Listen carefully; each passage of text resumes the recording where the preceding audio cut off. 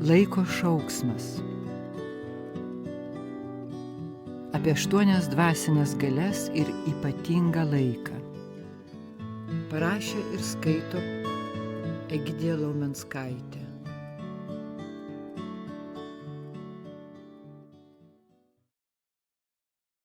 Galbūt šiuo metu pagrindinė žmogaus bėda yra ta, kad savo ramybę ir laimę vis atkakliau jis bando įgyti per išorę ar kabindamasis į kitus. Nors esame dabar mokomi daugiau būti dabarty, bet turbūt dar nepakankamai suprantame, ką reiktų daryti. Pikti, godūs ir nusivylę žmonės tapo ne todėl, kad tokie panorėjo būti, bet todėl, kad nebegalėjo kitokie būti, kai prarado savo dvasinės galias. O kadangi dėl to nusprendė kaltinti kitus, tai reikėjo pradėti karus. Galiausiai, po daug kovų ir pastangų, jie susitaikė su degradavusiu pasauliu kaip normaliu. Godumas ir geismas tapo norma, tačiau nekalta gamta nebegali toliau paklūsti tokioms normoms. Kai kurie žmonės suvokia didelių pokyčių būtinumą, tačiau negali tuo įtikinti kitų. Todėl vis mažiau betiki, kad tai gali padaryti patys žmonės. Žinome, kad žmogus gali ir pažino daug. Žemė dabar suprantama ir aprėpiama žmogaus pastangų dėka. Bet ar jaučiamės saugesni šitoje žemėje? Stiprus neturtais, ginkluotėmis ar kariuomenės mastais, bet stiprus savo ramybę, savo gerais jausmais ir gražiausių kūrybingumu. Pripažįstame, kad šiandien nusilpusios mūsų vertybės, bet tam, kad atstatytume savo vertybės, reikia galios. Kiekvienam, kokiu stipriu ar doru kartais pasijaustų, šiandien reikia atsparumo jėgos. Vertybės ir galios labai susijusios. Apie vertybės kalbame daugiau, labiau atpažįstame ir kartais daugiau pritaikome, todėl pakalbėsime apie galias. Yra tokios 8 galios, kurios labai reikalingos žmogui. Pabuvimas tyloje, kaip be pavadintume tai kontempliacija ar meditacija, yra būtinas, kad atpažintume ir sustiprintume savo dvasinę galią. Kas yra meditacija? Tai pakilesnė už įprastinę būseną, kurią sukuria ne išoriniai veiksniai, bet mano pasirinktos stiprios, geros mintys ir jų palaikymas. Pirmoji galia – atsitraukimas. Gebėjimas atsitraukti ir pamatyti iš šalies ne tik situaciją, bet ir save yra pirmoji galia. Pasaulyje dabar daug triukšmo, pasirodymo, dirbtinumo ir pajausti vidinę ramybę savaime nebeišeina. Vidinis atsitraukimas, atsiribojimas nuo išorės dalykų nėra nusišalinimas nuo žmonių ar situacijų arba bodėjimasis viskuo. Kartais ir taip atsitraukiama, bet tai nebūtų galia. Dvasinė galia taip pat neateina per įtampą ar emocijas. Savo galią pažadinat, kada atsiremiat į pasitikėjimą savimi ir pradedat aiškiau matyti ir suprasti, kur slypi problemos, kai bent trumpam atsitraukiate nuo gyvenimo dramos. O ką jei padarytume tai dabar? Pabandome.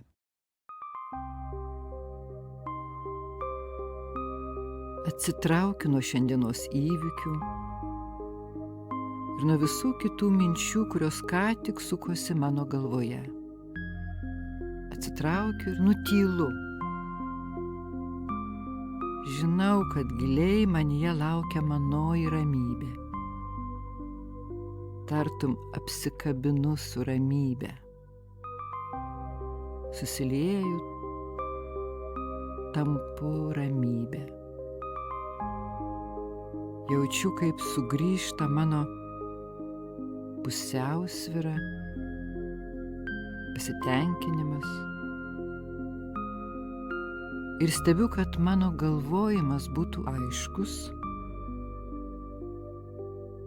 Aš toliau veiksiu su palankumu sau ir kitiems. Aš pasitikiu savimi.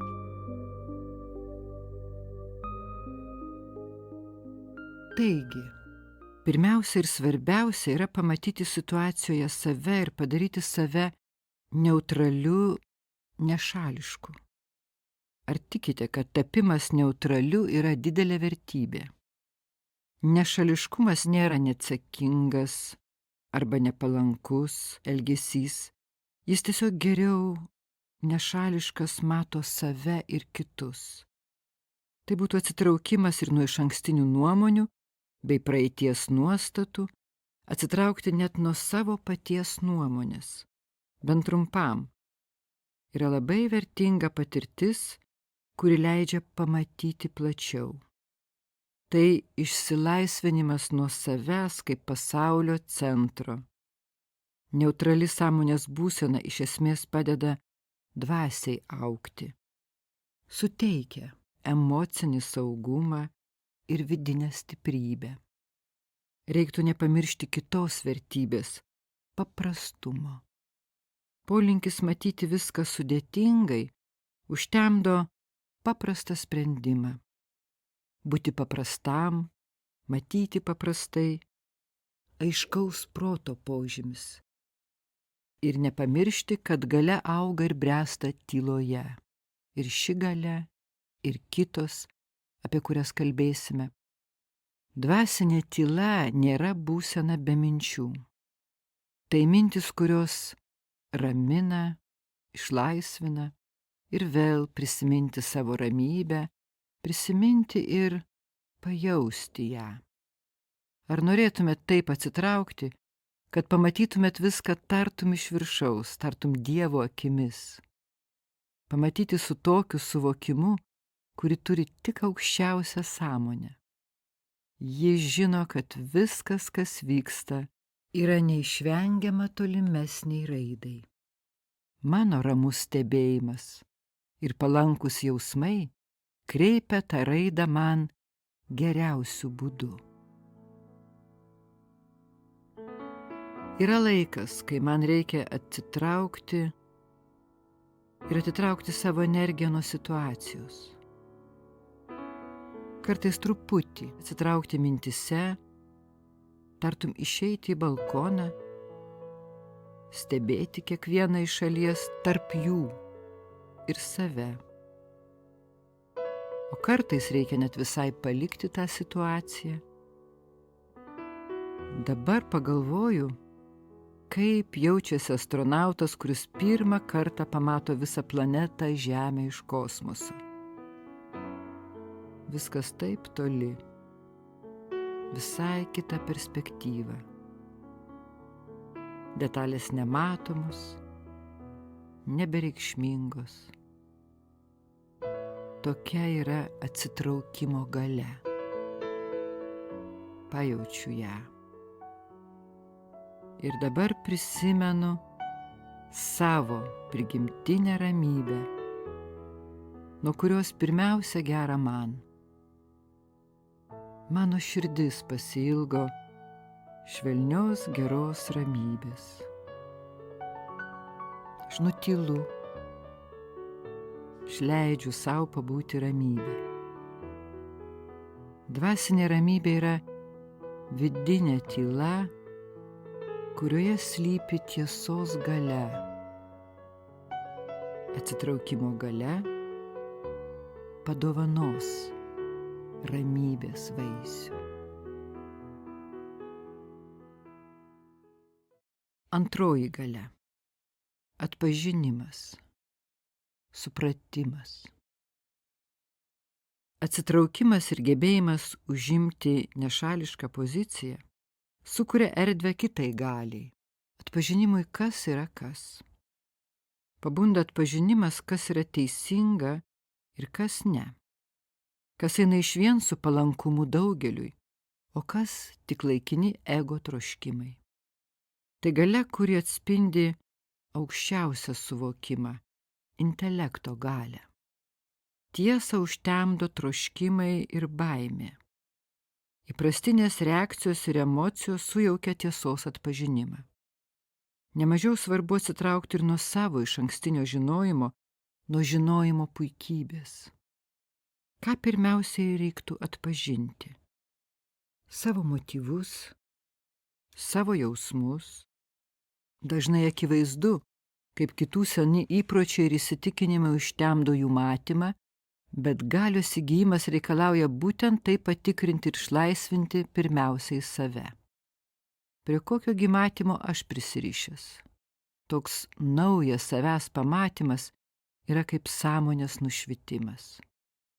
Kai savęs nebematome, toliau sukasi konfliktų ir priešiškumų ratas, nepasitenkinimas savimi ir kitais. Todėl vėl reikalinga kelionė į save, į tylą, kur suvokimas atgauna erdvę ir atgyja atpažinimas, kaip veikti yra geriausia. Atsitraukimas nuo prisirišimų savyje leidžia giliai prasiskverbti ir įvykstančio reiškinio matymą. Racionalaus proto ir logikos kartais nepakanka. Reikia pamatyti per suvokimo akį. Tai daugiau negu intuicija. Kartais atpažinimas paliečia staiga, o kartais reikia palaukti. Per didelis galvojimas ar analizavimas taip pat užtemdo aiškumą. Įsitraukiama į smulkmenas ir nutolstama nuo esmės. Praregėjimas arba visiškas aiškumas atsiranda tada, kai pamatote kitokią realybę, arba kad per stipriai ne ten žiūrėjote ir atpažįstate tokius dvasinius vaistus, kaip gerumas savyje, pagarbą, nuolankumą. Atpažinimas, kurį lydi nuolankumas, apsaugo ir jūs, ir užduotį. Tada jau sugebate pamatyti, už ką esate atsakingas pats, o už ką atsakingi kiti. Atpažinimo galia yra tokia vertinga ir kieta, kad prilyginama visų galių deimantui. Juk vertingas yra skaidrus deimantas, be jokių nešvarumų. Tada atsiranda stipraus spindėjimo grožis. Panašiai, sielos silpnybės užtemdo tiesą sieloje, dvasinėme deimante. Tik vieno judesio momentas ir deimanto spindulys nustebina savo ryškumo grožiu. Lygiai taip vienas įžvalgos momentas, kaip blyksnis tiesos. Tiesa iškyla taip aiškiai, nebelieka klausimų. Tiesos šviesa kaip nušvitimas, kuris kartais vadinamas trečiosios akies atsidarimu.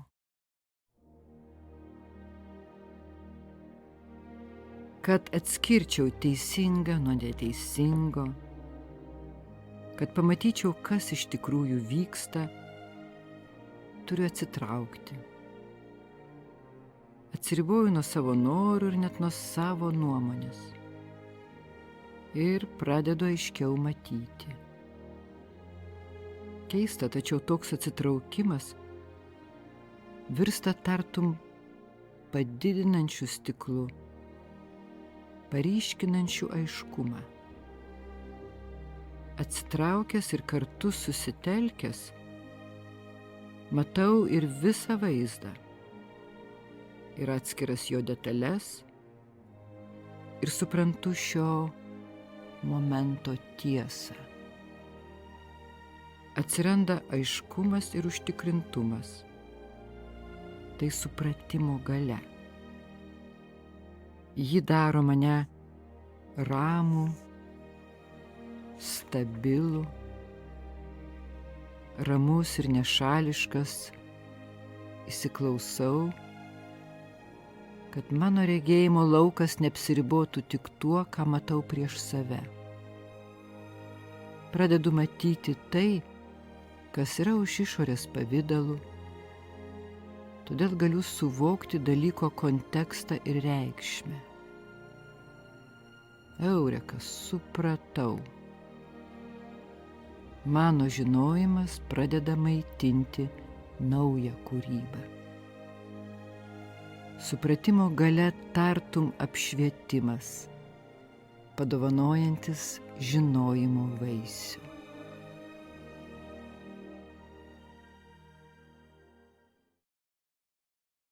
Tačiau nepakanka tik atpažinti, kad teisingai veiktumėme.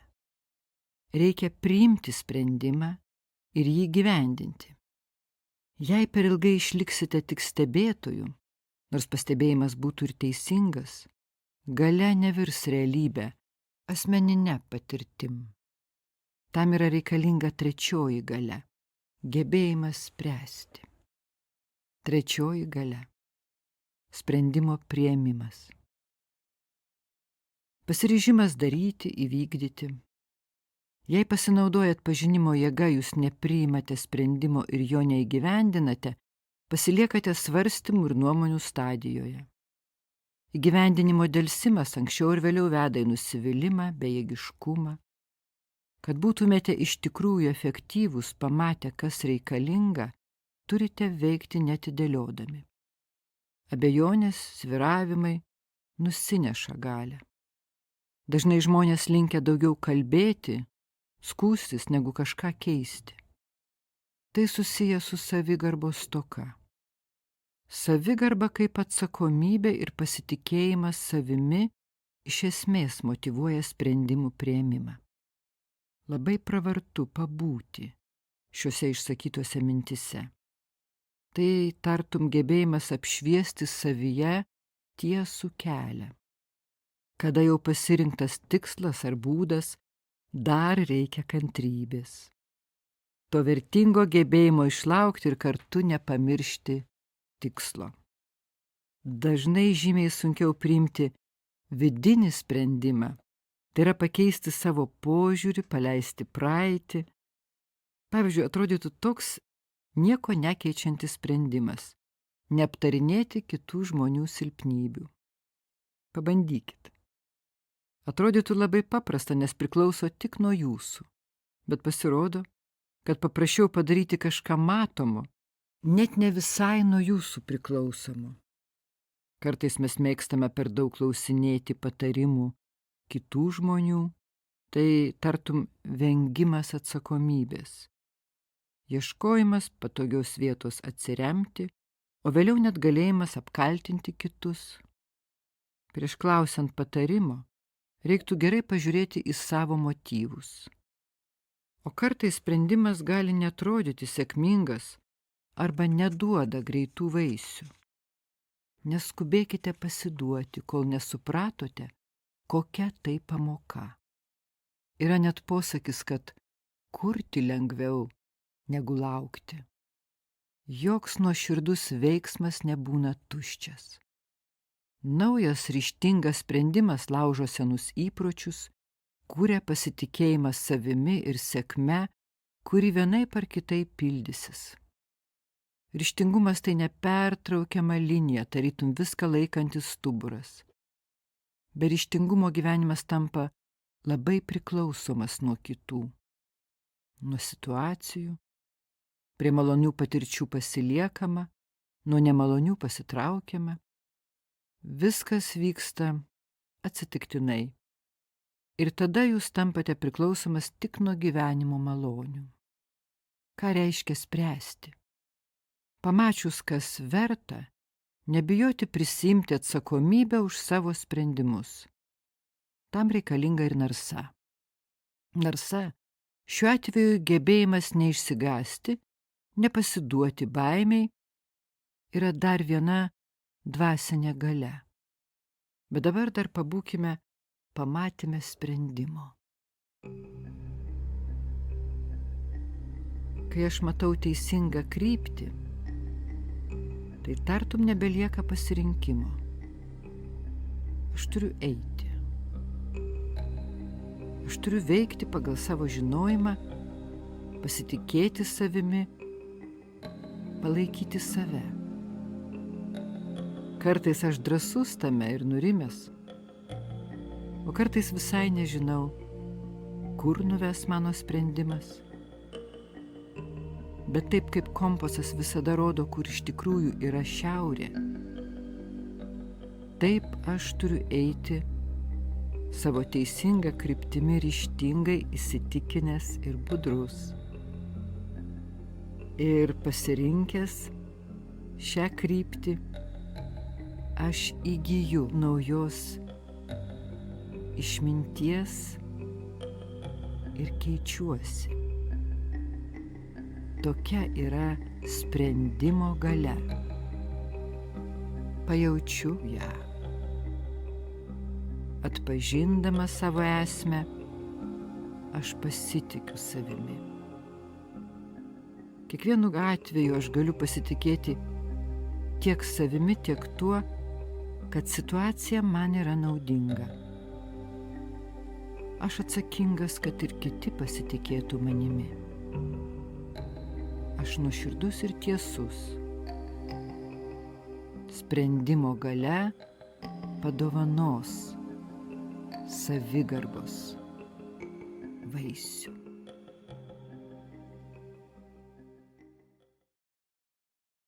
Ketvirtoji galia.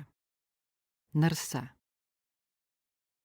Narsa yra ėjimas toliau į tikslą, kai iškyla kliūtis. Narsos pagrindas yra tikėjimas. Tikėjimas į tą tikslą ir suvokimas, kodėl yra pasirenkami tokie veiksmai. Kaip tampama herojumi? Per narsą. Ne per išsišokimą ar ambicijas, bet per vidinę narsą. Herojus tyliai ir giliai pasvarsto prieš pasakydamas ar veikdamas. Herojus ramiai sutinka kliūtis, pakyla virš sunkumų ir pamato kažką vertingo. Herojus pasižymi ir ypatinga narsa keisti savyje tai, kas trukdo santykiams ir užduočiai. Narsa reikalinga prisiimant visišką atsakomybę už situacijas ir visus savo veiksmus, nesvarbu kokie jie būtų, neštų laimę ar liūdesį. Kartais tiesiog pasakyti atsiprašau yra drąsa ir padaryti tai nuoširdžiai. Reikia daug nuoširdumo, pamatyti, kada esu neteisus ar įžeidžiu kitus, ir tuomet reikia drąsos pripažinti tai, pasitaisyti, o po to išlaikyti savigarbą. Visi daro klaidų, bet kai esate drąsus, jūs matote, kad tos klaidos iš tikrųjų leidžia jums judėti į priekį, augti ir siekti gilesnio suvokimo. Drąsa yra taip pat žinoti, kada pasakyti ne. Dažnai žmonės prašo jūs kažką padaryti, bet turite būti teisingas savo prigimčiai, nepamiršti savo vertybių. Kai jūs sugebate pasakyti ne melagingoms pagiroms ar nepagristiems reikalavimams, kyšininkavimui, tuomet turėsite drąsos, kuri kyla iš padorumo ir nuoširdumo. Bus tūkstančiai žmonių, kurie mėgins jūs atitraukti nuo savo tikslų siekimo, ir retas, kuris padrąsins. Taigi turite pat žinoti, kaip save padrąsinti. Tai yra narsa. Iš tikrųjų, narsa yra gebėjimas atsisakyti. Atsisakyti saugumo, komforto, daugumos nuomonės, iš tikrųjų iliuzinio saugumo ir komforto. Atsisakymo galia išvaduoja nuo silpnybių, o narsą palaiko entuziazmas. Jis yra ta energija, kuri išskleidžia galimybės iki tokio laipsnio, kad viskas darosi įmanoma. Štai taip įvyksta stebuklai. Įvairūs dvasiniai mokymai tvirtina, kad Dievas kaip vedlys ir draugas yra tikroji parama žmogaus sielai, kovojant ir nugalint drakonus savyje. Dieviška meilė, sklindanti iš palankiausio draugo, suteikia daug narsos ir ryžto. Ši draugystė, be abejonės, padeda nugalėti baimės, abejonių, jaudinimosi ir ego drakonus. Siela tampa tokių dvasinių kariūnų, kuris su išminties kardu niekais paverčia drakonų gąsdinimus ir parodo, kad jie yra iliuziniai. Aš žinau, kad ateis išbandymai. Jie ateis išbandyti mano pasiryžimo. Tie iššūkiai, kurie pagauna mane, yra ne tiek išoriniai. Tai, kas gniuždo mane iš tikrųjų, yra mano vidinės silpnybės. Jos man ypač pavojingos, nes pakerta mano tikėjimą. Jos aptemdo mano supratimą savęs ir padaro žalą sielai.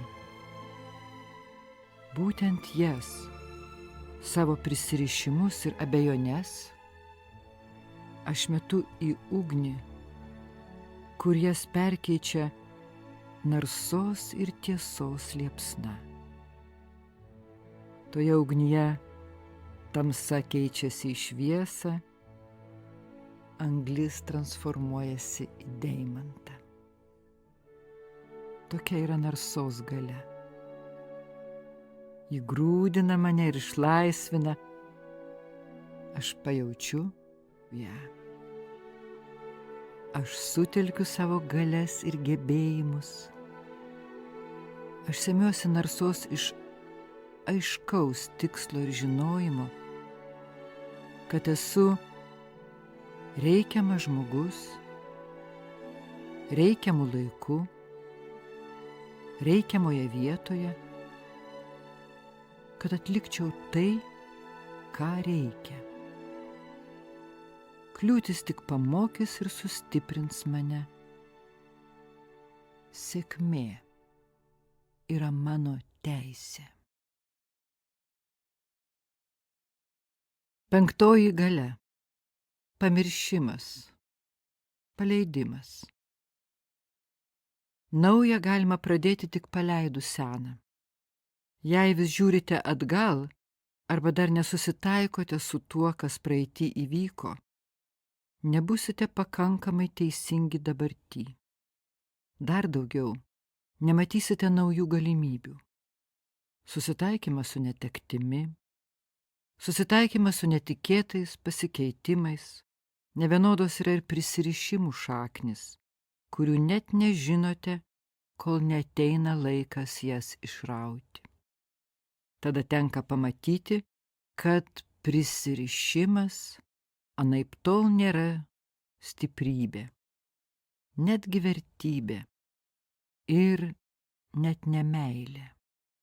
Paleisti praeitį reiškia paleisti negerus prisiminimus, nuoskaudas, paleisti tuščias mintis. Kas būtų, jei būčiau? Tai yra jėga pasakyti ne visoms neigiamybėms ir tuštiems svarstymams.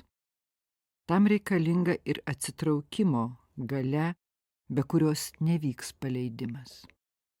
Dažniausiai manoma, kad kiti ar situacijos sukelia skausmą ir beveik nematoma, kad tų kitų poveikį žmonės įsileidžia patys ir nešasi patys.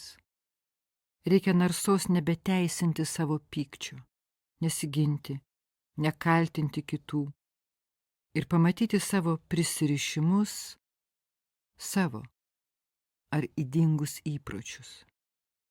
Ir dar paleisti seną savęs suvokimą.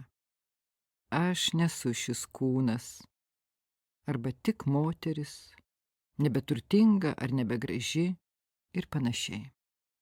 Aš dvasinė būtybė, siela, kuri yra čia todėl, kad reikalinga šitam gyvenimui, kad kažkam labai reikalinga, ko aš gal dar nesugebu pamatyti. Daugelis turi idėjų, norų, planų, bet kartais ilgam įsikabinama į idėjas, kurių nėra galimybės realizuoti. Taip pat įsikabinama į susikurtus ir įteiktus įvaizdžius, kokiais reiktų būti arba kokiais neišeina. Paleiskite.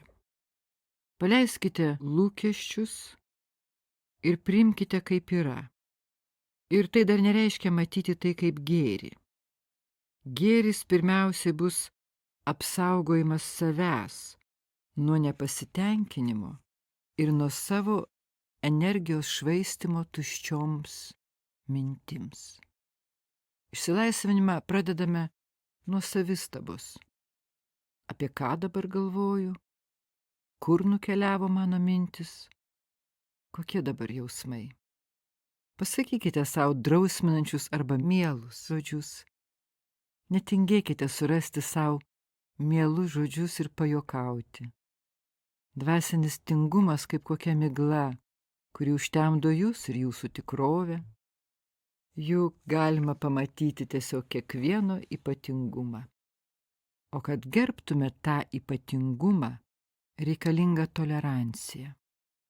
Ir dar tolerancija net savo atžvilgiu. Pamatau, kad praeitis virto grandinėmis, pririšusiamis mane prie dalykų, kurie jau nebėra naudingi. Jei mano ateitis prasideda nuo minčių, tai kol neužbaigsiu šio tuščio galvojimo, aš ir gyvensiu praeityje. Praeitį turiu atiduoti praeičiai. Aš noriu gyventi dabartį. Taigi, paleidžiu tas mintis apie žmones ir situacijas, apie save, kažkokį, kažkada. Aš čia, dabartį. Net įsivaizduoju, kad suvarau ar supučiu tas visas mintis, pirmiausia pačias įkyriausias, į balioną. Dabar užrišu tą balioną ir paleidžiu jį skristi. Stebiu, kaip jis kyla, tolsta vis tolyn ir tolyn. Ir kuo labiau jis nutolsta, tuo lengvesnis tampa mano protas. Dabar aš lengva, rami. Tai galia paleisti. Aš turiu ją. Paleidimas padovanoja lengvumo ir pakilumo vaisių. Išlaisvina nuo savęs suvaržymo, nuo priklausomybių. Nebeteikiu tiek reikšmės žmonių vaidmenims, daiktams, vietoms, visuomenės nuomoniai, baimėms ir troškimams. Aš visiškai pripažįstu, kad privalau leisti visiems būti tuo, kuo jie iš tiesų yra, ir jaučiuosi gerai, kas bebūtų. Aš galiu skristi.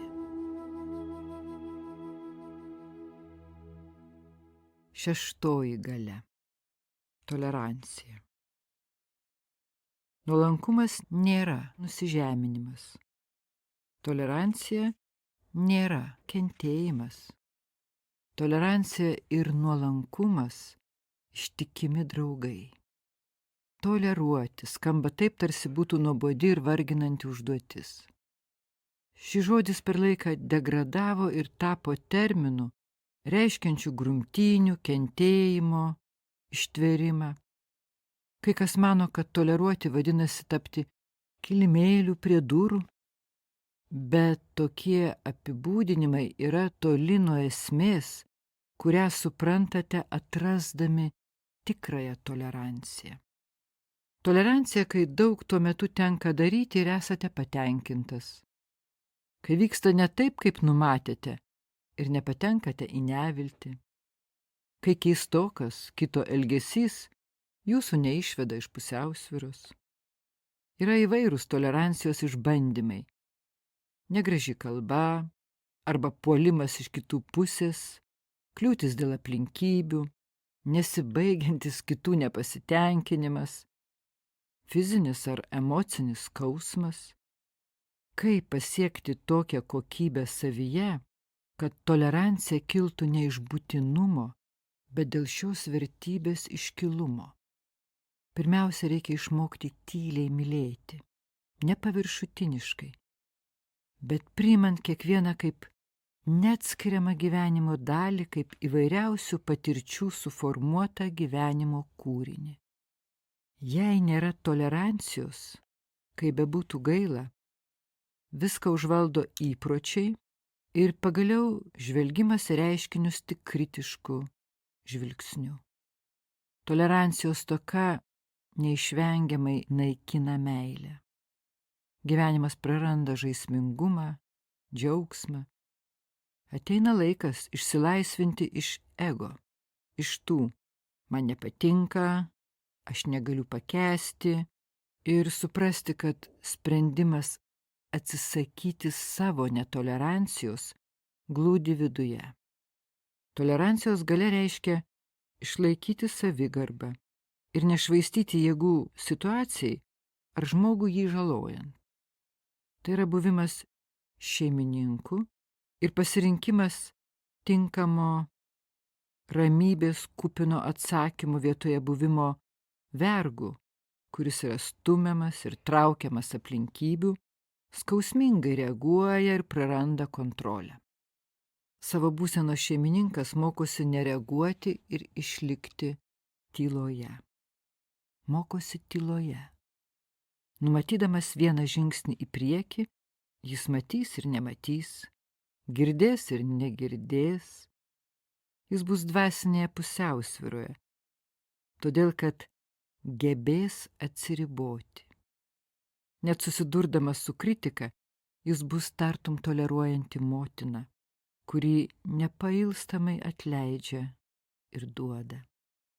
Jei pats savo rūpite, atėjo laikas ugdyti tikrąją savigarbą, praktikuoti taikos daugiau savyje ir su kitais. Taip net nejausite, kad toleruojate, bet daugiau šypsositės gyvenimo žaidime. Tolerancijos galia iškelia jūs virš trivialių situacijų ir daro jūs iš tikrųjų gražų. Ne vienas gyvenime nėra tobulas. Kartais nevyksta, kaip norėčiau, kartais pats pasiduodu kitų neigiamam poveikiui. Bet jei noriu išlikti stiprus ir laimingas, aš neturiu staigiai reaguoti, atsikirsti, priimti asmeniškai. Aš pradedu suprasti, kad tolerancija pamaitina meilę. Medis teikia pavėsį ir gaivą ne tam, kuris raižo jo kamieną.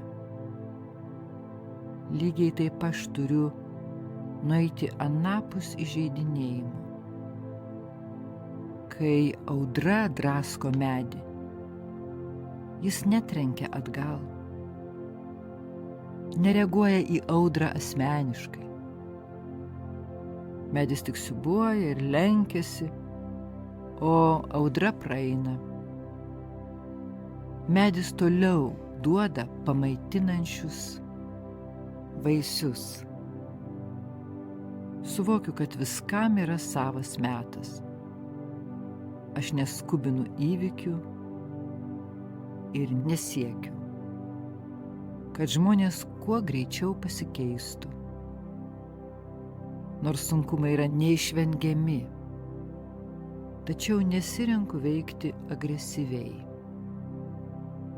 Tai tolerancijos galia, kuri palaiko mano pusiausvyrą ir stabilumą. Pajaučiu ją. Meilė gydo mane ir visus esančius šalia.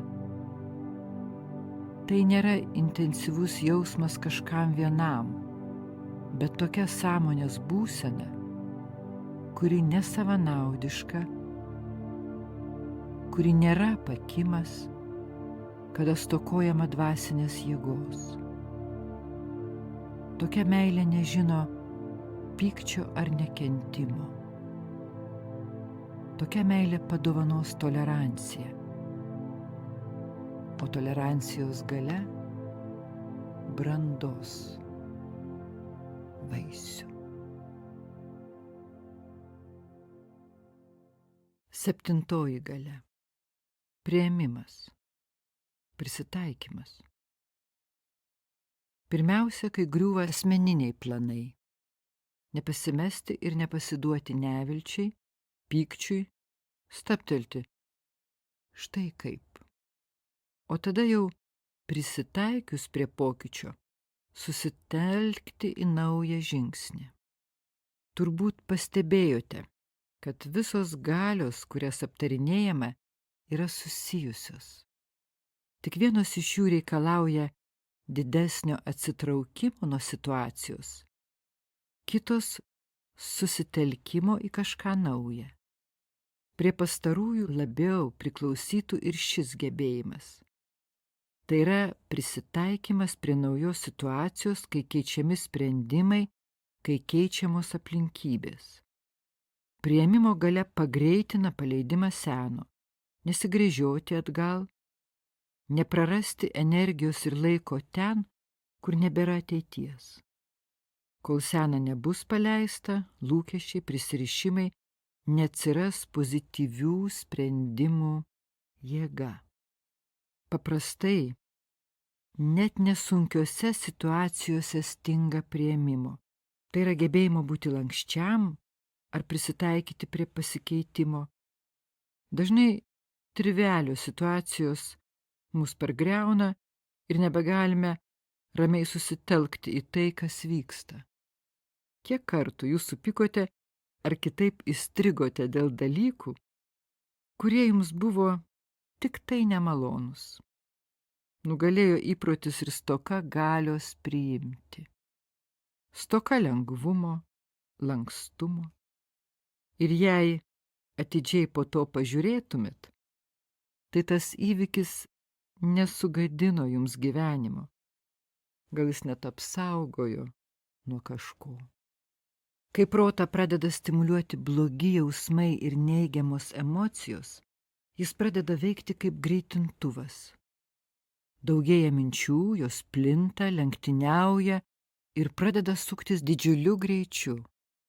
Pasekmė – įtampa, stresas, depresija. Šio proceso sustabdymas yra didelis išsivadavimas. Ir įdomiausia, kad tai nėra sunku ar neįmanoma.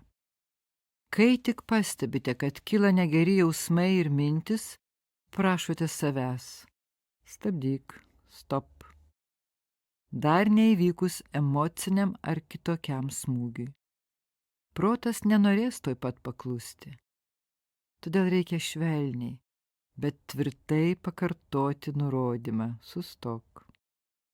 Stop. Toks budrumas, tai yra atsitraukimas nuo savo reakcijos, sustabdo visą mentalinę karštligę, panaudojus bent vieną paprastą mintį. Aš rami, ramus. Mintis paveikia sąmonę ir kai šią mintį lėtai ir įtaigiai pakartojate, kitos mintis nustoja plėstis ir sugrįžta pusiausvyra. Priėmimo jėga, tuoj pat virstanti lankstumu, leidžia pamatyti, kad niekas negali sutrikdyti jūsų proto ir gyvenimo išskyrus jūs pačius. Kartais tai, ką randame savyje, mums nepatinka. Bet vis dėlto taip yra ir tai turi būti pripažinta, nebūtinai kitiems, kad pradėtume keisti. Priimti kitus, jų silpnybės, dažnai net paprasčiau nei priimti save.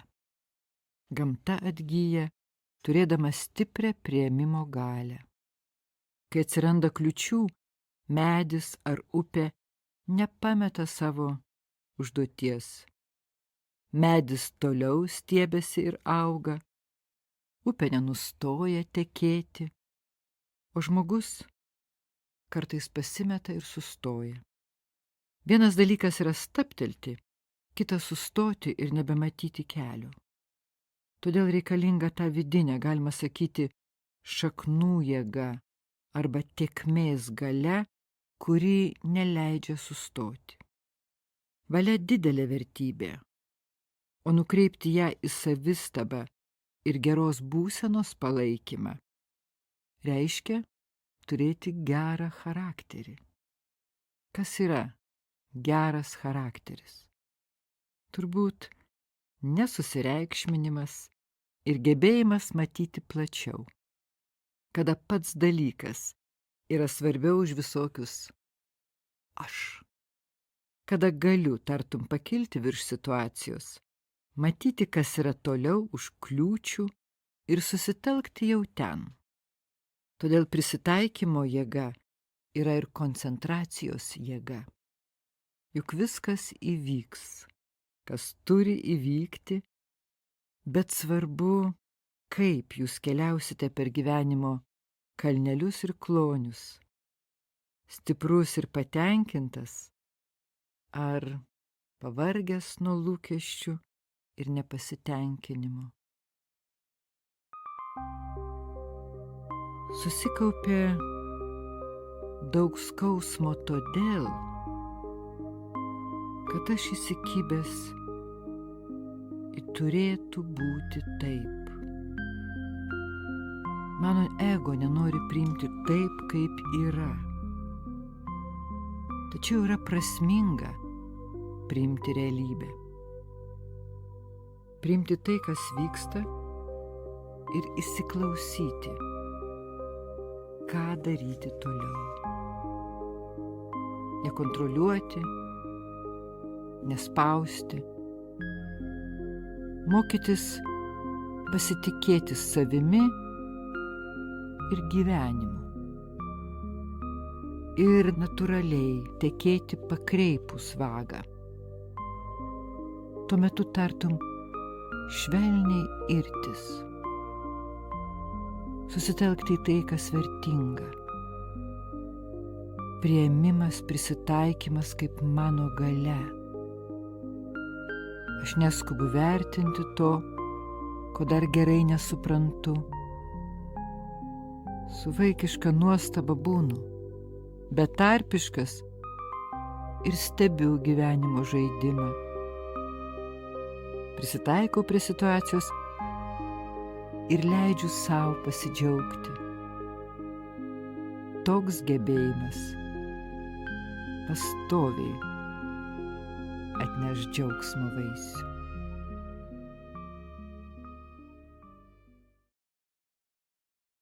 Aštuntoji galia – kooperavimasis. Kas trukdo kooperuoti su kitais? Iš tikrųjų, gilus prisirišimas prie savo galvojimo būdo, savo baimių ir prietarų, savanaudiškas požiūris ir savanaudiški jausmai įkalina žmogų mažyčiame savyje, kuris tik filtruoja visas patirtis. Kooperavimasis galėtų būti visų galių kulminacija. Tik deja šis veikimas dažnai supaprastinamas ir nelabai suprantamas gyvenime. Reiktų būti pasiruošusiam kooperavimuisi, turėti jėgos. Antraip užsibaigia žiūrėjimu į kitus, laukimu iš kitų ir galiausiai nusivylimu. Kooperuotis trukdo dėmesio nuslydimas nuo bendro tikslo į kitų silpnybės. Nekonstruktyvi kritika, nepagarba, pripažinimo alkis pereina į abejones, pavydą ar net nekentimą. Atsiranda priešų. Nesvarbu, kiek talentingas, efektyvus ar ypatingas būtų žmogus, be kooperavimosi su kitais negalės išvystyti savo asmeninių gebėjimų. Ar būtumėt ko nors išmokę be tėvų, mokytojų ar patarėjų pagalbos? Net aktoriaus ar dainininko sėkmei reikalingi ne tik muzikantai, režisierius ar kiti pagalbininkai, bet ir publika. Sugebėdami pripažinti kitų indėlį ir būdami atviri kitų įtakai, palengvinate užduoties ir talento raišką. Sakoma, kad net Dievas, stiprusis Dievas, nevykdo savo dieviškos užduoties be angelų pagalbos. Natūralus kooperavimasis pirmiausia vyksta žmogaus kūne. Kairysis smegenų pusrutulis kooperuojasi su dešiniuoju, viena akis su kita, širdis su kraujo apytaka ir taip toliau.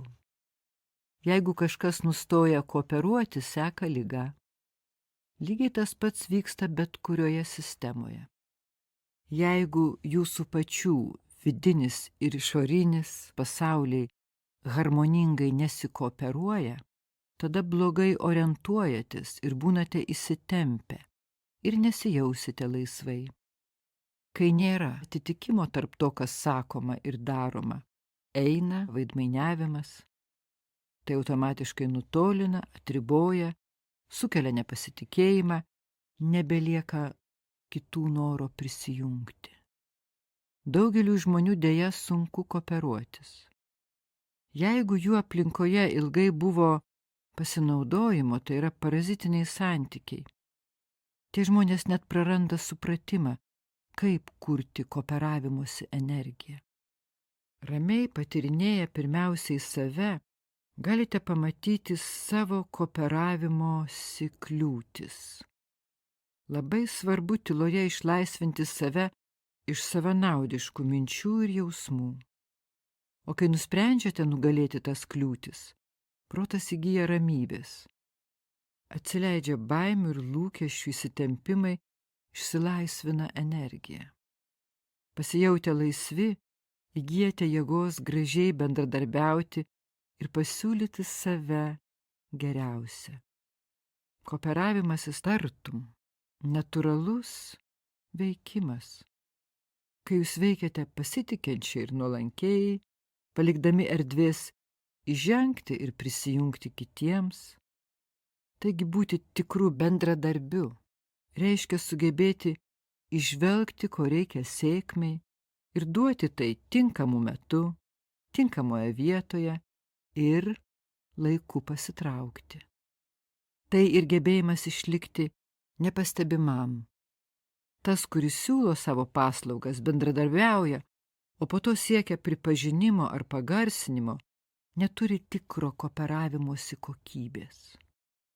Kooperavimosi pamatu būna ryžtas, dalinimasis, pasirūpinimas, o paprastumas kooperavimosi laidas. Paprastumas rodo nuoširdumą, tada bendradarbiavimas atneša abipusę naudą. Jį galima palaikyti labai paprastai, pritaikant dvi nuostatas. Pirma, kurti gerus linkėjimus ir švarius jausmus tiek pačiai užduočiai, tiek kitiems. Antra, atsiriboti nuo kitų silpnybių ir įkūnyti vertybę savyje. Taip auga tikras kooperavimasis ir išmintis.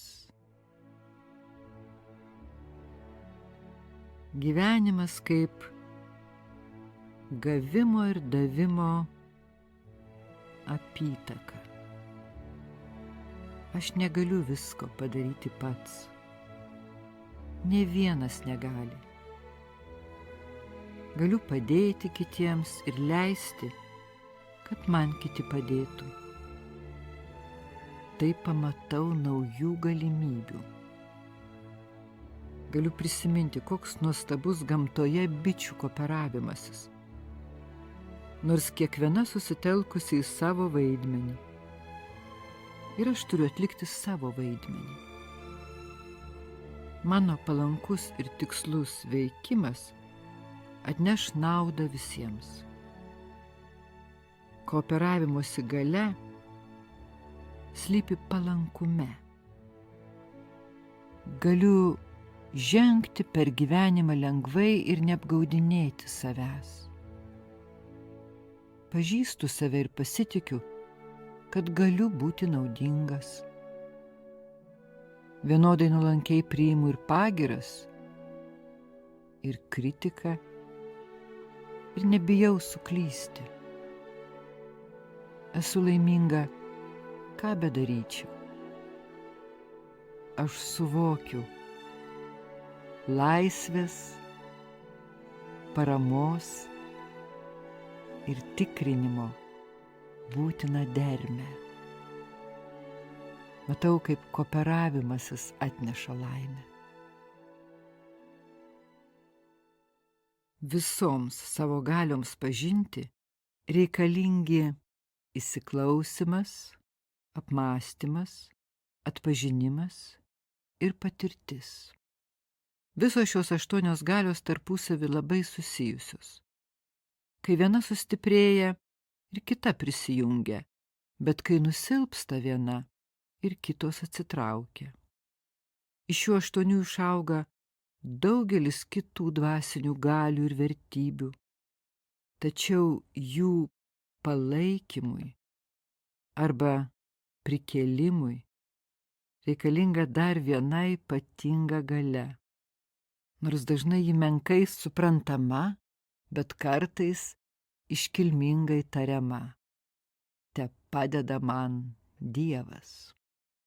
Ar jums atrodo realu, kad jei žmogus negalėjo nenusilpti, tai yra neišvengiamai prarado dvasinės galias? Religija sako, nupuolė. Tai prisikelti gali pats tapti tobulu ir sukurti tobulą pasaulį. O gal jūs tikite, kad netobulas žmogus gali sukurti tobulą pasaulį? Taigi, toliau gyvename pasaulyje, kuriame beveik kiekvienas turi priešų. Ar žinote, kas jūsų priešai? Jie jau labai pabodę ir kimba prie kiekvieno įkyriai. Tai pyktis, godumas, geismas, prisirišimai ir klastūnas ego. Nors priešai visiems žinomi, bet jaučiasi jie labai gerai. Jie jaučiasi dabar labai gerai, kadangi žmonės nesuvokia, kasgi yra jų laimės vagis. Koks laikas, bet ir labai vertingas laikas. Savęs keitimo laikas.